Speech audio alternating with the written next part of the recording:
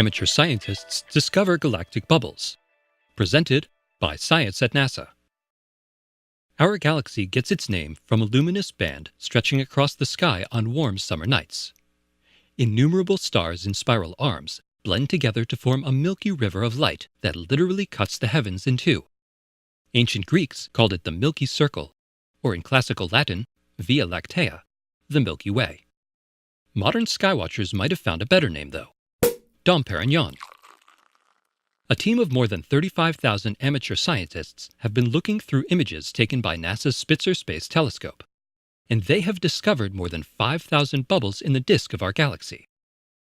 The Milky Way's disk is like champagne with bubbles all over the place, says Eli Bressert, an astrophysics doctoral student at the European Southern Observatory.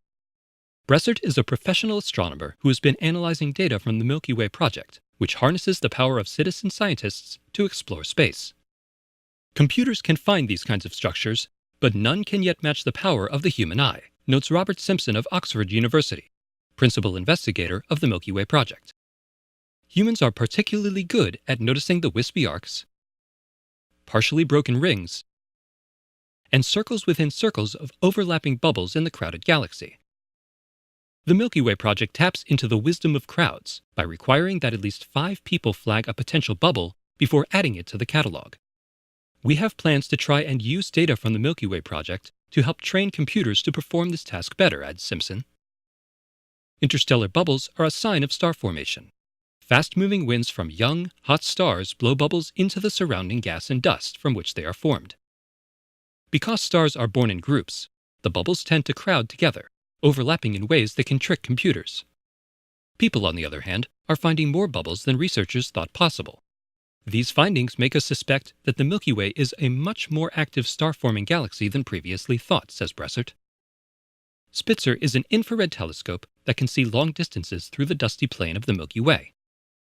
Infrared vision is key to the bubble hunt. Star-forming regions are deeply embedded within dust in the galaxy, explains Simpson. Ordinary visible light has trouble penetrating these areas. You need infrared or radio wavelengths to detect them. Bubbles are so numerous, researchers suspect they must play an important role in the evolution of the galaxy. For instance, rapidly expanding bubbles can run into interstellar clouds of gas, triggering bursts of star formations as the clouds collapse. New stars, in turn, blow more bubbles. It's a cyclical process that could keep the Milky Way fizzing like a gas of the bubbly.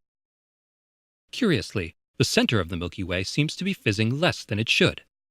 The number of bubbles counted by volunteers drops off around the galactic center.